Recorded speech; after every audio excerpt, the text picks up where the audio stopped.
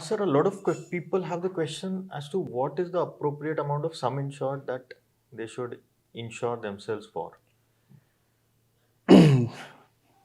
See, in India, 80 to 90% of the treatments are within 5 lakhs, Okay. right? And that is why you see many people opting for 5 lakhs sum insured and all. But I have a completely different view at looking at this. See, if there is a treatment required within 5 lakhs, a person can beg and borrow from the relatives and friends and all. Okay. But imagine a claim of 25 lakhs. Mm. Even their best friends, Mm. their very close relatives Mm. may not be ready to help or may not be in a position to help. Okay. Okay. And that is where he has to sell his house or his long term savings, which is kept for his daughter's marriage. My view is that a person first insure himself for a higher sum insured, which is basically the 10% of the treatments which is Okay. costing very high. Okay. Some like critical illness like cancer. Okay. Even COVID was, Right. very highly costly treatment Right. actually. So accidental treatments, which generally goes in Max. 20, 30, 40 lakhs also. Right. The replacement of limbs, Okay. right? Kidney failure. These are the critical illness first we should insure. Okay. Okay. Now, people will say that, okay, if I insure myself for 50 lakhs, then I need to shell out more money for a premium. Right. And that's correct, Okay. right? But there is an option for that. So, what I can tell to insurance company is that, okay, I need coverage for 50 lakhs, but I don't need coverage for first 5 lakhs. Okay. Okay. I can say that first 5 lakhs I'll take care of myself, and if the bill is 50 lakhs, the remaining 45 lakhs you have to pay. Okay. Okay. That is called as super top-up policy, or that is also called as high deductible policy, Okay. where some amount I am saying I will insure myself, and beyond that, if the claim happens, then you need to take care of it. Okay. Okay. So in that case, the premium drastically comes down, because the insurer also knows that the first 5 lakhs is 90% of the chances, and remaining 10% of the possibility is only for remaining Okay. part. Okay. So your premium will come down to almost like 60-70%. All right. All right. Okay. So first, if somebody is insuring for 50 lakhs with some deductible, and if he still have budget, then he can always go for 5 lakh rupees sum insured also, right? Or many times their companies, the corporate where they are working, are providing some sum insured 3 lakhs, 4 lakhs, 5 lakhs. So that can be utilized, and super top up can come on top of it. Okay. Right? Okay. So I think that's the right way to look at sum insured. Okay. Not the way that, okay, I have to cover 5 lakhs because everybody is covering 5 lakhs. Okay. 5 lakhs is going to be nothing in few years. Right. All the treatment costs are increasing at the rate of 20-25%. Right. So 5 lakhs is nothing. Okay. Okay. Okay. So you talked about super top up. I have also read about a product called top up. How are these two different? Say, the premium wise it's not much difference, but the coverage wise it's a lot of difference. For example, if I'm covering me, my wife and spouse, my wife and kid, in a super top up policy, then imagine there is a claim of 2 lakhs for me, and another 3 lakhs from my spouse. So both gets cumulative. So 5 lakhs will be considered as over. Okay. And if another claim comes from my kid for 2 lakhs, it will be over and above the 5 lakhs. That means the super top up policy will pay the 2 lakhs. Okay. But if it is top up policy, then for each and every claim, 5 lakhs deductible is considered. That means only when the claim is crossing 5 lakhs, then only the top up policy will work. But super top up policy will work even if the cumulative amount of the claim is crossed 5 lakhs. All right. In that particular year. Okay. So it's always advisable to take super top up, not the top up. And for the same reason, it is also advisable to cover the family under floater in super top up. Don't take individual policies, because then in individual policies, every policy deductible has to be crossed. Okay. But when you take a super top up policy in a floater, family floater, Okay. then as a family, if the 5 lakh rupees claim, cumulative claim is getting crossed, then super top up policy can be Okay. used. So any scenario that you think the top-up policy will be more appropriate as opposed to the super top-up? No, because the Nothing. premium wise Okay. also it's Okay, not the much same. difference. I think 10, Okay. 15, 20% difference maximum. Okay. So super Okay. top up policy is Is the better always product. thing. And most of the insurance companies has stopped promoting top up. It's Okay. all super top up now. Alright. But still it is better to be careful while buying whether they are buying the top up or super top up. There is a lot of contention with regards to pre-existing diseases in the market. I mean, if we look at the reports, most of the claims, about 60 odd % of claims are rejected because of pre-existing diseases. A lot of times what happens is customers are themselves not aware that they should be mentioning all these things in the proposal form. So, how should the customer, the retail customer, handle issues like this? Why is pre-existing so important, and how should they go about the pre-existing disease? See, it is not correct to say that buyers are not aware. Okay. Right? It is Okay. always said that insurance is a matter of sole decision. That means Right. buyers beware. Right. So it is our responsibility to read Okay. that what we are being offered. Right. And for that, I always tell a thumb rule to people that you should not ask your agent what is covered. Okay. You should ask your agent what is not covered. That's very right. Right. So that way they will be forced to tell you what is not covered. Okay. Right? Okay. And there is a lot of mis-selling happens. That's why they become vulnerable to that mis-selling. The agent himself is telling that nothing is required, no need to mention and all. Okay. And then later on, when the claim happens, the insurer realizes that this particular disease was existing before the policy period. Okay. Now, the logic behind this is, first of all, you need to understand insurance is a common sense. Right. Right? A policy premium is decided assuming that the person is disease free. His health conditions are good. Right. And accordingly, the premiums has been decided, Right. which is sufficient enough to cater to the claims plus also some profit for the insurance company. Okay. Okay. Now, when a person who is having certain disease, certain health condition, Right. his possibility or probability of getting into hospital is much more higher than the others. Right. If you're talking about 5% possibility for a healthy human being, we're talking about 15 to 20% possibility for the person who is not healthy. True. Right. So the premium for them will be at least 4 to 5 times. Okay. Okay. So there are some special policies designed for people who are diabetic, people who are obese, people who are having cardiac problem, people who are having HIV, people who are having cancer, people who are having some specific ailments, right? Where the premium will be higher and the insurance company knows that this person is having that treatment in all course. Right. Now, what happens in pre-existing is it is defined as within the last 48 months, Okay. in the last 4 years, if I have taken any treatment Okay. or any consultation Okay. or any medicine, Okay. right, I need to inform to the insurance company, Okay. Okay. and then insurance company will decide whether to give you the policy or not. Okay. Okay. Sometimes they decide to give you the policy by adding little bit of more premium like 10%, 15%, 20%. Okay. Sometimes they say that no, we don't want to cover depending on their underwriting philosophy. All right. Right? All right. Sometimes they go to the extent of doing the health checkup Okay. to understand that whether that particular condition still there or it was like treated properly. Okay. Okay. But it is always better to announce it before Okay. to avoid any kind of surprises later. Okay. Okay. Because at the time of claim, the doctors knows that this particular element history might have been long. Okay. It cannot be possible that in just 1 year it could have surfaced. Okay. It could have been started a long back. Okay. Okay. Right? And in that case, it can be easily proven that it was existing before. Okay. Okay. Okay. Right? So people think that to find a policy which is avoiding the health checkup, pre-policy health checkup, or to just mention it that they are not having any history of any health condition. Not only to them, even to their parents, there are some questions related to that, which has to be mentioned that whether any of my siblings or parents or something suffered for cancer and all. Okay. So insurance company understand that any genetic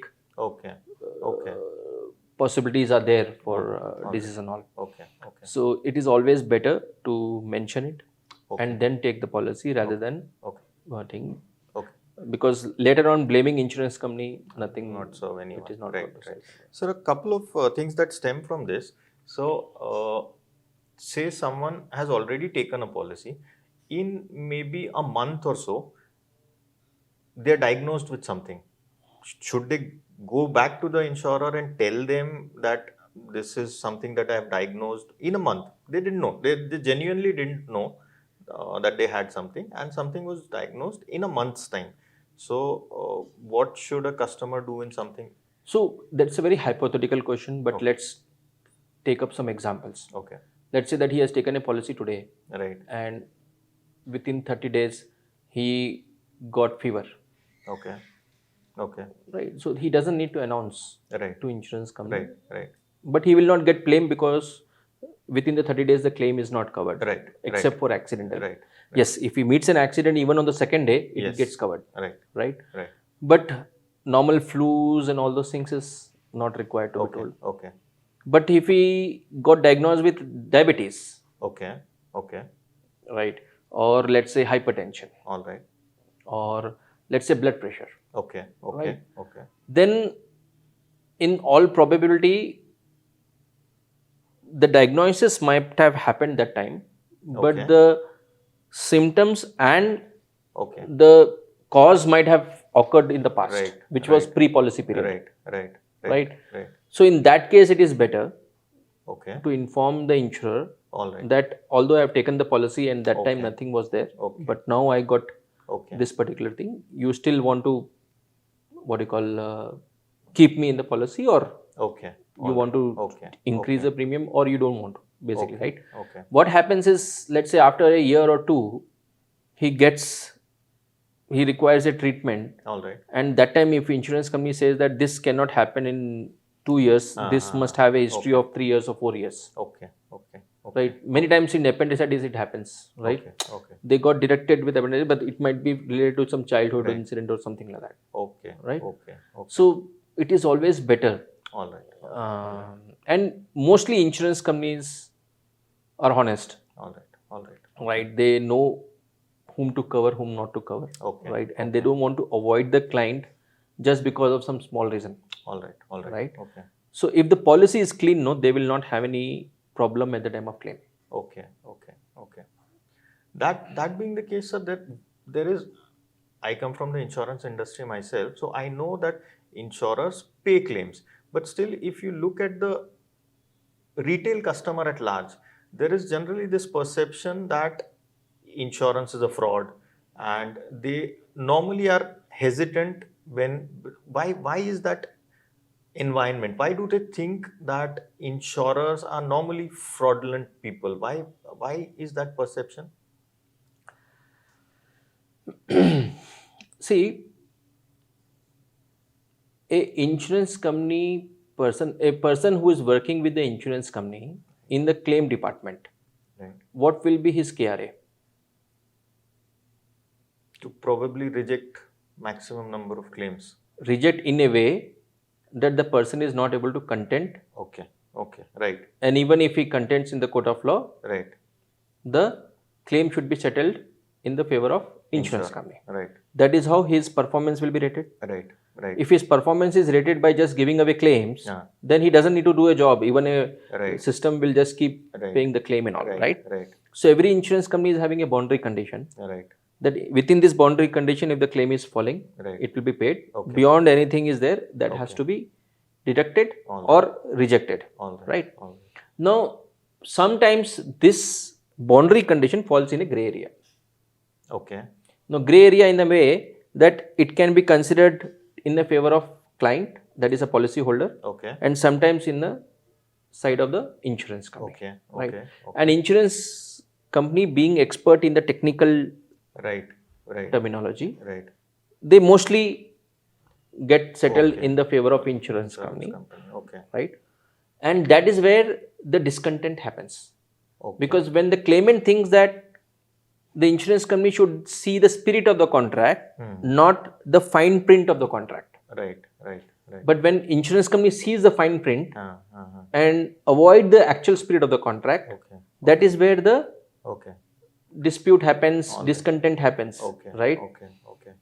Now that is where the insurance broker fills the gap, Okay. because insurance broker being as expert as the insurance company, Right. so when they go along with the claim, Okay. they can talk in the language which insurance claim person understands. Understands. Okay. Okay. So now the fight is equally in the same platform, All right. where they know that this claim is not being dealt by an innocent person, it is dealt by a technically strong person, Okay. Okay. right? Okay. So then the gray area Okay. can also be considered in the favor of claimant, Right. Right. Right. right? And that is, I think, a very noble job, because True. True. there we are actually helping the community Right. to increase the faith on the insurance company. Okay. Okay. Okay. That's Right. a novel perspective also. So that's what actually keep me going also. Okay. Okay. Okay. We were talking about pre-existing diseases. So now, another point, another very contentious issue comes when people are either migrating or porting their policies. So, say someone is porting their policy, and the waiting period for pre-existing disease was, say, 2 years. They've already spent 2 years in their previous policy. Now they're going to a new insurer. Should they declare, say, they had diabetes? Now, is there a need to declare diabetes in the new? Okay. See, if the new insurer knows that this person is suffering from diabetes, Okay. he will not cover, na? So he need that information. Based on that information, he will decide whether this policy to be ported to his company or not. Okay. So when you're not giving that information, Okay. you are doing misrepresentation of fact. Okay. Okay. So even if you have ported the policy All right. where you have already completed 2 years of waiting period for pre-existing, All right. and you have not mentioned in that 2 years you might have got diabetes Right. or any other health Right. condition, Right. then it's a misrepresentation of fact. Okay. So the new insurance company will reject the claim Okay. even though you were covered in your previous policy, In the previous because you have completed 2 years of All right. pre-existing, All right. All right. right? Okay. So porting doesn't mean that whatever I am suffering here, it all gets covered there. Porting, it only means that the waiting period will be over, Okay. provided the other insurance company is accepting my proposal Okay. based on the facts which I have given. Okay. And if that facts has been proven wrong, Okay. then the new insurance company have a Right. right to reject the claim. Okay. Okay. What about sum insured, sir? Say I had my initial sum insured was 2 lakh before porting. Can I and should I go to, if the other insurer is offering me a sum insured of 5 lakhs? Can I go directly to 5 lakh? And what happens to pre-existing diseases coverage? So pre-existing coverage, let's say if the waiting period is completed for 2 years. Right. So you will only get 2 years waiting period waiver in the new policy, not for 5 lakhs, even though you're opting for 5 lakhs. Oh. For the remaining 3 years, Okay. for 3 lakhs, Okay. the waiting period is still applicable. Okay. Sir, since COVID, we've seen, as you also rightly pointed out, health inflation has been increasing at 20% every year, and so are premiums. So, how should an individual, a retail customer, decide on what is the amount of premium that is okay for him, that they are willing to bear, and that is okay for them to bear? See, mostly people decide in the month of March because of Section 80D Right. that I have to pay this so that Right. I'll get 30% saving Right. on my Right. tax, right? Right. So that is around 25,000 limit for self and another Right. 25,000 for the parents. If the Right. parents is about 60 years, then it is becomes 30,000 or 35,000 Okay. like that, Right. right? Now, when you decide a policy, don't see the premium what you're going to pay now. You also see what you're going to pay after 5 years, after 10 years, after 15 years. Okay. Some of the insurance companies have decided the premium in such a way that the premium is kept very low when you are 35, 40, Right. and it increases exponentially Okay. after 45, 50, 55.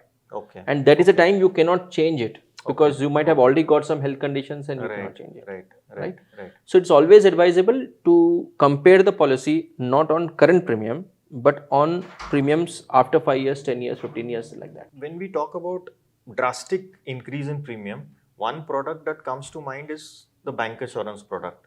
So what are your opinions on the bank assurance? See, bank pro-branded? insurance product is not a retail insurance. It's a Okay. group insurance, Right, which is meant for the customers of the bank, right, right? And bank is deciding the premium based on the last year claims, right, right? So if group is behaving very odd and the claims are very high, okay, the premium will also drastically increase. right, Whereas in individual policy, if I am not claiming, I'll get the no claim bonus, right, right, right? right, And if the claim is also there, my premium will not increase because I just claimed last year, right, right? So when they take a bank insurance, okay, tomorrow if the bank is closing that policy, Okay. and many banks has closed the right, policy now, right, right?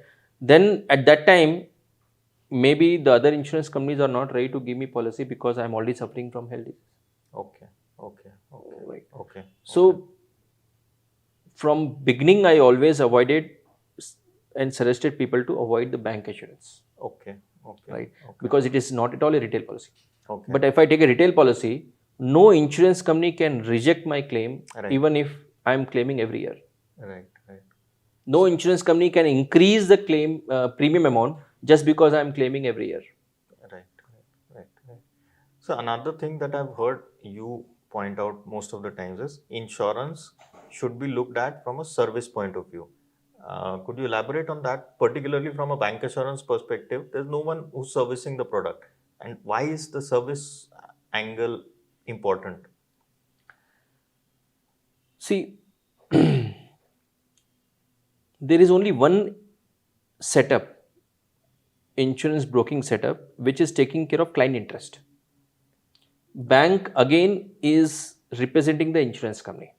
Right, Right. TPA, although we say third party administrator, but most often we have seen they represent the insurer because they get paid from the insurance company, right?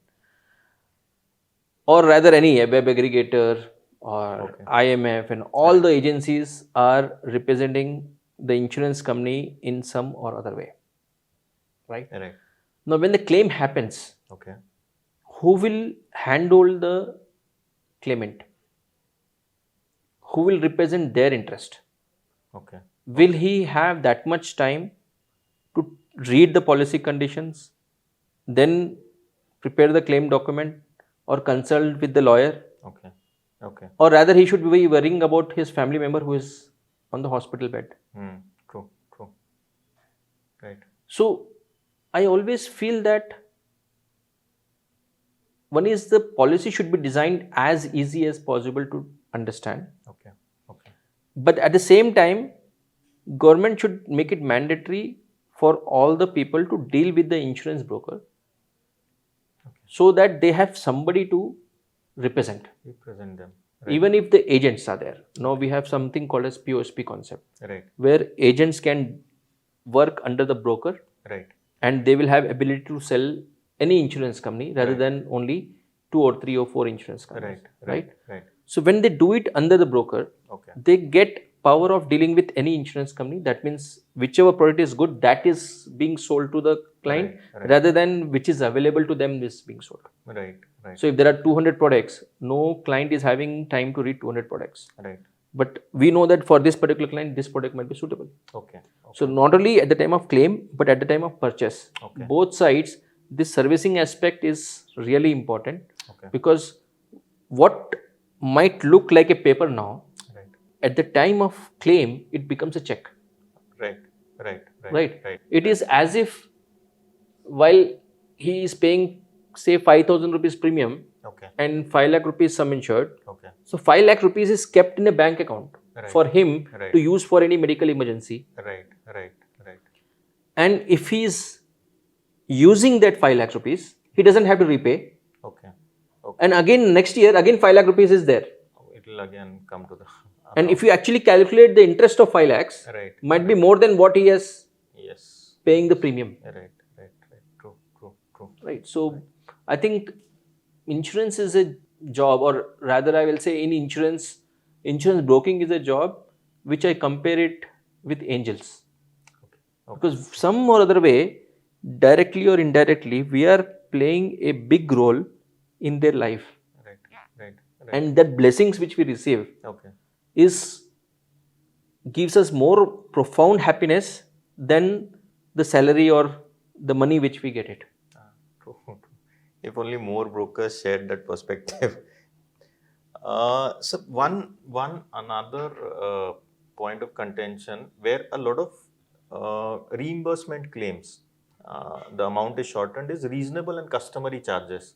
So what is reasonable and customary charges? And So there is a clause in the insurance policy, which is common in every insurance policy, with irrespective of the insurance company, called as reasonably and customary charges, which says that for a cataract, let's say 30,000 is a common charges among hospital. Somebody might charge 35, somebody might charge 25, or somebody might charge 40 also, okay, right? But if you are taking a treatment of 80,000, okay, or if you're taking a treatment of 1 lakh, okay, then insurance company will say that by this is not something which is reasonable, okay, okay, right? So this is a charge which is extraordinary, comes under luxury, okay, but this policy is not meant to give you the luxury treatment. okay, It is meant to give you the standard treatment. okay. So they will say, they'll apply the reasonably and customary charges, All right. and they say that reasonable charges is 40,000 rupees, Okay. and I'll pay only 40.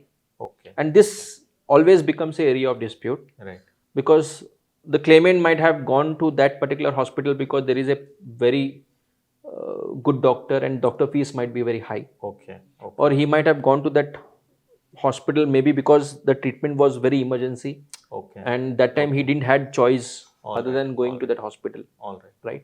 Okay. So this is a issue actually between hospital and insurance company, Okay. and the scapegoat is the claimant. Okay. Okay. So if insurance company has not negotiated the tariff, it is not a network hospital, Okay. and they have not negotiated the Okay. tariff with the Okay. hospital, Okay. and the hospital take advantage of this policy and try Okay. to inflate the claim Okay. beyond reasonable Okay. thing. Okay.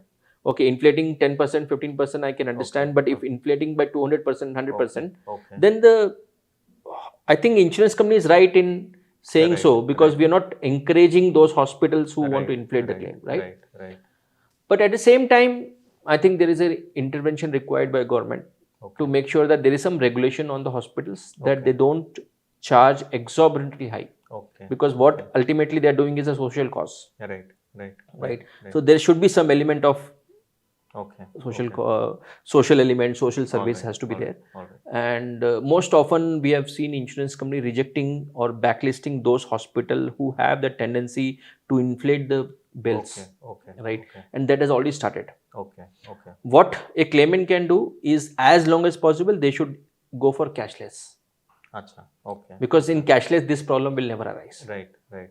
Only when they go for reimbursement, Uh-huh. this problem may arise, Okay. Okay. right? Because in reimbursement, the insurance company control is not there, Right. and only when the bill comes to in the hand of claimant, Uh-huh. then it is submitted to the insurance company, and all the surprises comes out, Uh-huh. right? Uh-huh. So it is always better to go for cashless. Sir, a lot of times on the cashless and reimbursement front, a lot of times what happens is when the insured is in the hospital, his policy makes him eligible for, say, a 2,000 rupee room rent, and he wants a 3,000 rupee room rent. That is, I think, where he decides to not go for cashless. And you're saying that is not appropriate. He should Always choose for cashless. And the Okay. case which you have told me, I don't think that is a parameter on which they are deciding the cashless or Okay. non-cashless. Okay. That is that is another clause which is very confusing. Like reasonable and customary clause, Okay. even this room rent clause is very confusing. Okay. So if I am eligible for, let's say, 5,000 rupees room rent, Okay. and if I am opting for 10,000 rupees room rent, Okay. and my admission is only for 1 day, Okay. so what do you think will be the difference in my bill? That means how much I have to pay extra, because my eligibility is only 5,000 rupees, Right. but my room which I opted is 10,000 rupees. 10,000. Okay. So how much extra I have to pay for a 1 day? 5,000. 5,000. But that's not the true. Okay. In hospital industry, if I am opting for a room from 5,000 to 10,000, my bill will also become double. Oh, okay. Okay. So what insurer says is that for a 5,000, if the bill is 50,000, and for a 10,000 room, the bill is 1 lakh, Okay. I will deduct entire 50,000, not 5,000. Oh, okay. And okay. that comes to many people as a surprise. Okay, okay, okay, okay. Right. So what claimant should do is when they actually buy the policy, they should check whether there is a room rent cap. Okay, Or choose a policy which doesn't have a room rent cap, which covers the private room irrespective of the charges.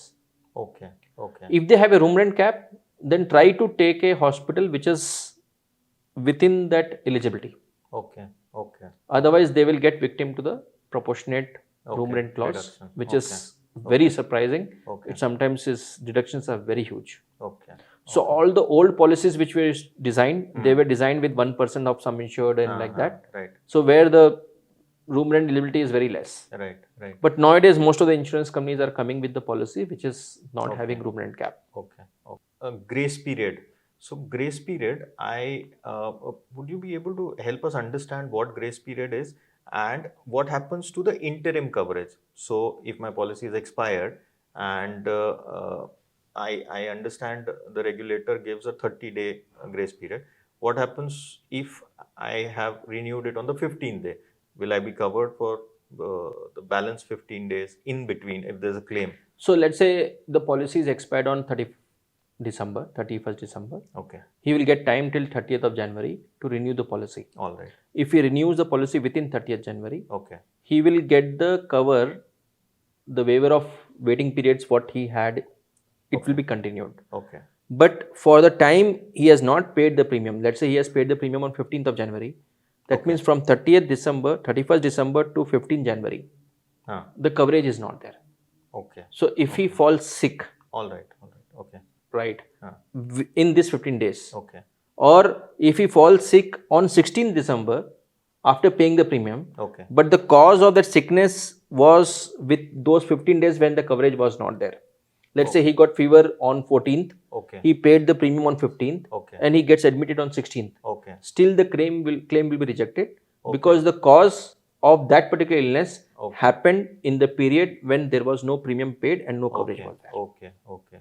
So you are saying, because we've come across a lot of cases where they have not paid the premium, and as you said, if the admission was on the 15th, that is when they realize that they have a Mediclaim policy, they've already admitted their patient, and then they come and pay the premium. So that claim will not be admissible. Because they are paying the premium because the claim has come, otherwise they would not have paid. They would not have gone.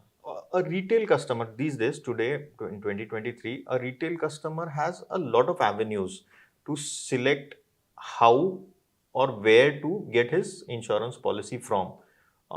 Could you advise what are the factors that he should look for, or whether he should go to an agent or a web aggregator like Policy Bazaar or a broker?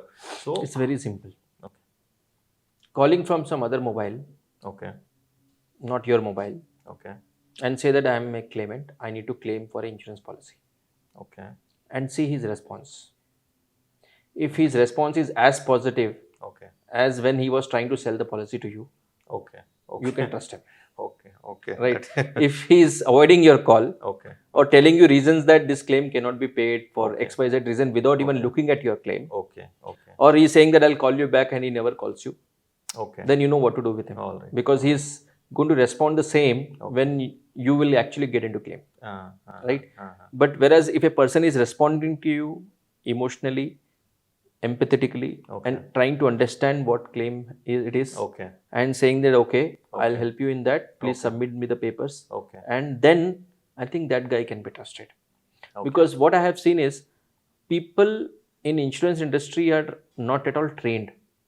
True. They are more try to be on the sales side to earn commission and forget about people when there is actual claim. Right. So they have never gone through the claim cycle. So whenever claim comes, they avoid the people instead of helping them because they don't know what to do with that. Okay. So understandable person has gone through the entire claim cycle. He will not have that confidence to deal with the insurance company on the behalf of the claimant. Okay. Like we get 500 claims every month. Right. So 500 times every month, my people are getting trained and they are getting better and better over last month. And some of the insurance company ask us Okay. our opinion whether the claim has to be paid or not based on these conditions and all. Oh, okay. So that expertise has not come in a day or two. Right. So instead of selecting the agent based on how they are responding to you at the time of paying the premium, All right. they all respond very good. Right. You need to check whether they are going to pay you when whether they are going to respond to your calls at the time of claim or not. Okay. And simple check is do a test call. All right. Okay. Second is while buying, ask them what is not covered. Okay. Don't ask them what is covered. Okay. And if they are able to tell you what is not covered, Okay. right, then I think that person have a decent knowledge About of the product which is selling. Okay.